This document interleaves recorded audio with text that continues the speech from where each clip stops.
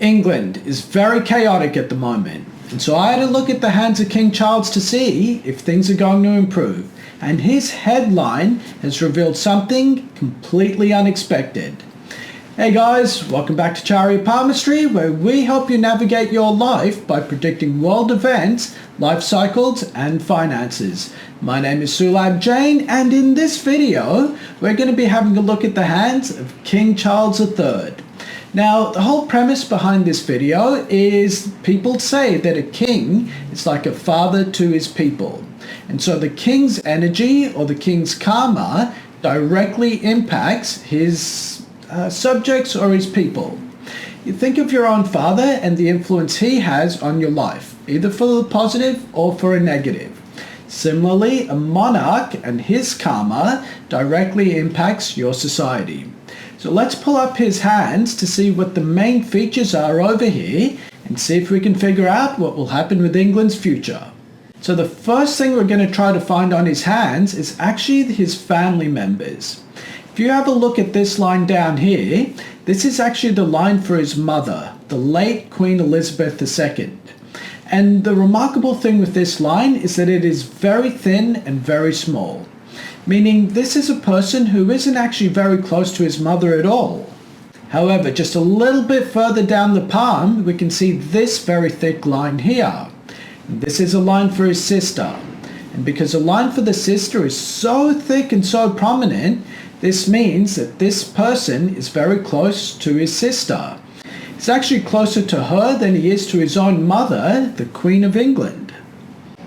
Then if we look at the lines for his brothers, which are these two lines over here, you'll notice these lines aren't very prominent either. The first of these two brothers, by the way, is an illustrious war hero who does not sweat and likes to receive massages from strange people on islands. His second brother, though, according to this line here, seems to have his head on right. Meaning, if we look at the energy of King Charles, just amongst his immediate family, it's not actually close to his mother at all. He's got very strong guidance and support from his sister, and his two other brothers are more or less just in the background of his life. But the most interesting line over here is at the end of his headline. You see, this line over here is a line for his maternal grandfather, his mother's father, who just happened to be King George VI. And when your headline merges into one of these ancestor lines, it means that that ancestor or that family member is directly going to influence your way of thinking and your psychology. Meaning the person who influences the energy of King Charles III directly influences the energy of all of Britain. And there's a couple things to note about the reign of King George VI. You see, on the one hand, he was the last emperor of the British Raj of India. And India at that point in time, by the way, included Pakistan and Bangladesh. It was the jewel of the British Empire. And King George was a guy who lost that jewel. So during the reign of King George VI, not only did he have his country almost torn apart by the Nazis in the Second World War, he lost the jewel of the British Empire, and since that point, England and Britain has been on the decline.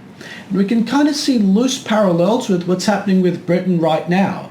You see, King Charles III became monarch in 2022, and since that point there have been riots and protests everywhere in the country. There's been a lot of scandals with politicians, a grooming gang scandal. Innocent citizens are even being arrested for what they post online. So we can loosely see the parallels between the decline of the British Empire under King George VI to the decline of British prestige over the last couple of years here. But that's the family karma of King Charles and how it directly impacts his country. We don't just stop looking at family karma, we want to have a look at his own energy as well. And one very easy way to do that using palmistry is to look for interesting palmistry symbols on his hand. And unfortunately, I can't see any significant ones here. Normally with someone as wealthy and illustrious as King Charles, you'd expect to see tridents at the end of his Saturn line, which he doesn't have, or you'd expect to see drum symbols or umbrellas or flags. None of those are actually here. And I suppose one way of understanding that is to see that his own personal energy has been so thoroughly suppressed due to family pressures that he can't actually express himself. So in a spiritual context, this is a human being who hasn't been allowed to be a human being because they're trying to set him up to be a king. We should actually feel sorry for this guy. So the question then is, what is in store for the future of England? And it's looking like a bit of a roller coaster. You see, I believe for the next 2 more years, there's going to be more and more chaos and struggle taking place within England. The 2 years after that point will be a period of success. Britain is going to start to rebuild itself and actually start to look after its own people. However, the 4 years after that point are actually going to be terrible. And then that roller coaster is going to continue with 4 more years of glorious success for Britain. So you can see the energy of Britain going up and down over the next couple years. The downs are going to be bad, but the ups are going to be really good too. And the only caveat I'm going to put on this prediction is if by chance his son, Prince William, becomes king during this time. You see, if the future King William ascends to the throne, then that's going to change the trajectory of Britain and its people. So there's a couple different ways to look at the life of King Charles III. On the one hand, he's not actually had the freedom to be his own person. The role model he's supposed to emulate, Queen Elizabeth II, is not particularly close to him. That's a funny thing with monarchs and celebrities as well. We take for granted just the fact that we have our own individual freedoms and that we can live our life the way we want. But the most illustrious people in the world don't actually have that freedom. Now, if you want to learn of one such person, have a look at this video of Meghan Markle that I made a couple years ago, where we actually predicted her decline. And in that video, I'll actually tell you what's going to be happening next in her life. I'll see you guys there.